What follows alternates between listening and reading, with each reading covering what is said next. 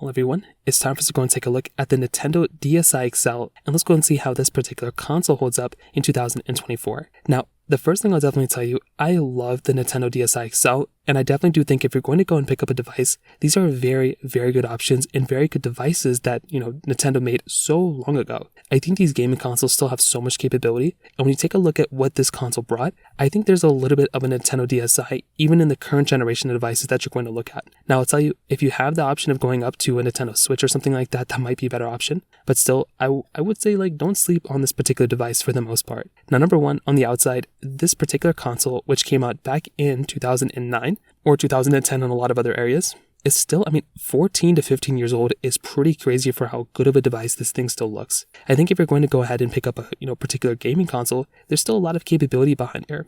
The Nintendo DSi XL came out in the form factor of it being so big because Nintendo wanted to go ahead and make big devices. I think they wanted to go through and just start making bigger, gaming consoles to kind of compete with maybe some other higher end gaming consoles at the time. And I will tell you, at that time, I never really realized how, small something like the, Nintendo DSi panels were. Nowadays, when you look at something like the Nintendo DSi, it is actually pretty crazy how good the panels nowadays look compared to a DSi or DSi XL panel. But at that time, I remember looking at this thing and I was starstruck by how good of a job this panel basically looked like. Now, you were getting the camera setup on the backside, so this thing did have a camera setup, which is actually pretty crazy. You're still maintaining a lot of other things too that a lot of consoles basically have, like a front-facing camera. The Nintendo Switch doesn't even have that, which is crazy. And this thing had 2 cameras at that time. You still had the microphone, you still had the front-facing speakers on this thing too, which still look great. You were getting the standard buttons that you normally would on this particular device as well. And it's funny because although this thing was giving you a dual screen setup and, it's a very different looking console than the, Nintendo Switch, I still feel like there's a little bit of the Nintendo Switch, that was inspired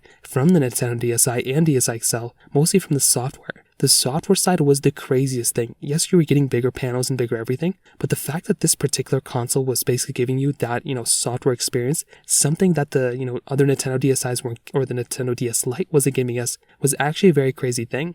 You have to remember, the Nintendo DS Lite wasn't really giving you this software experience. It was just hey, plug in the game and that's kind of it, and then play PictoChat or something like that, or DS Download Play. Other than that, you weren't really having too many other options on top of it. With something like the Nintendo DSi XL, this was a little bit of a different story, and this was actually something that I loved a lot about this particular device too. Most because this particular gaming console was just giving you that type of capability of just essentially having a built-in software that allowed you to do other things inside of that particular gaming console than playing the game. And I thought that was something that was very cool that was going on with this particular device as well. It was like a full-on operating system, which was amazing. You still had the capability of even going and using an internet browser inside of this particular console as well. How crazy is that? Because you don't even have that type of capability anymore.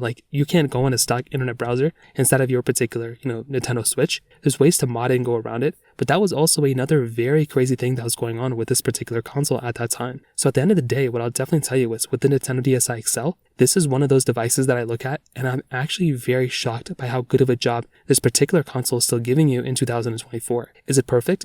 No, there's definitely problems with it, but I will say if you're going to go through and pick up a console, this is not a bad option. And I would tell you these are, there's a lot of good, capability behind a console like this. But I will tell you, if you have the opportunity of going, I would probably recommend going up and getting something like the Nintendo DSi, maybe a different one. Things like the, maybe a Nintendo Switch or a Nintendo Wii U. I'd probably go down that direction, especially if you want a console that's going to be giving you a little bit more experience ahead of it. But I will still say at the end of the day, something like the Nintendo DSi XL is a beautiful console with so much capability, and I'd highly recommend the average person to go and pick it up if you want to buy it. But I think you're probably better off buying something maybe like a Nintendo Switch or something like that. That might be the better option. But at the end of the day, that's kind of how I see this particular console holding up in 2024. If you have any other thoughts or questions, let me know in the comment section below. Hit the like button, that would mean so much, but definitely hit that subscribe button. More importantly than everything else, I love every single one of you guys. Hopefully I'll catch you guys in the next video. Peace out till then.